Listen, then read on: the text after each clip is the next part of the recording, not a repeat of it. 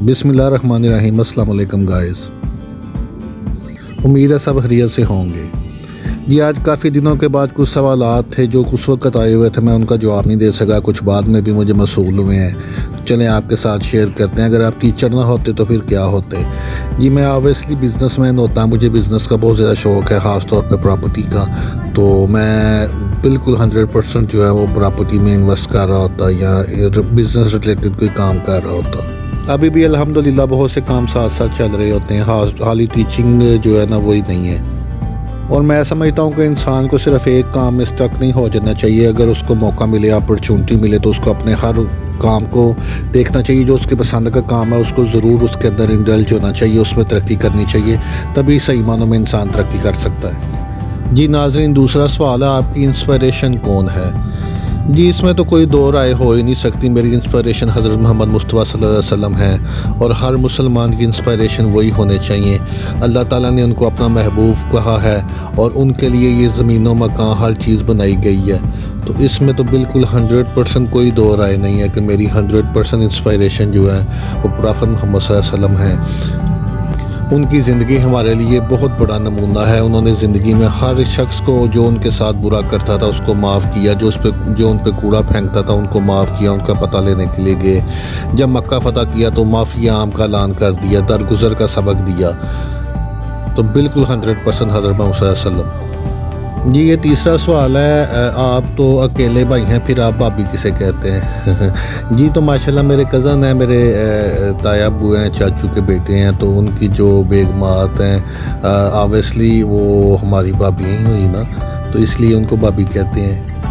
हाँ, इस बात का मुझे कभी कभी फ़ील होता है कि मेरा रियल ब्रदर कोई नहीं है, और इस चीज़ की कमी मैं कई दफ़ा महसूस करता हूँ कई मामलात में। लेकिन अल्हम्दुलिल्लाह जो मेरे कज़न है वो मेरे भाइयों की तरह हैं, हमारे इतना मुझे प्यार देते हैं, मुझे अपना बड़ा भाई समझते हैं, मैं भी उनको साथ भाइयों की तरह पेश आते हैं। तो माशाल्लाह फिर वो कमी इतनी महसूस नहीं हुई कभी जी। ये आगे एक मज़े वाला सवाल आ रहा है, आप गुजरांवाला से आए तो आप खाने के लिए जीते हैं या जीने के लिए खाते हैं इसमें बिल्कुल कोई शक नहीं है कि गुजरांवाला के लोग जो हैं वो हर वक्त खाने पीने की बातें करते रहते हैं, वो सोचते खाने पीने का रहते हैं। तो ऑब्वियसली मुझ में भी थोड़ा बहुत रंग वो है, लेकिन उस हद तक नहीं है कि मैं उतना क्रेज़ नहीं है मुझे। कुछ ख़ास चीज़ों पे मैं ज़्यादा मुझे पसंद है, मुझे चाय पीना अच्छा लगता है, मैं 2-3 टाइम ज़रूर पीता हूँ। और ख़ास तौर पर मेरी कोशिश होती है कि अकेले बैठ के चाय पीऊँ।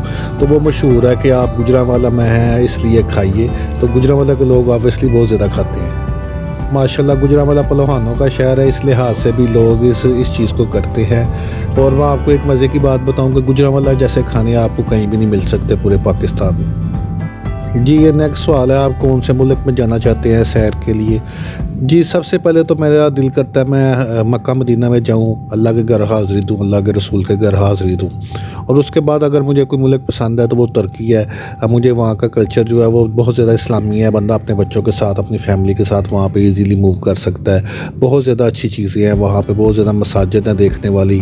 अंकारा में चले जाएँ, बहुत ज़्यादा, यानी कि तुर्की में घूमने का मेरा दिल ज़रूर करता है कि मैं वहाँ पर घूमूँ, जाऊँ, वहाँ पर विज़िट करूँ, फैमिली को लेके जाऊँ।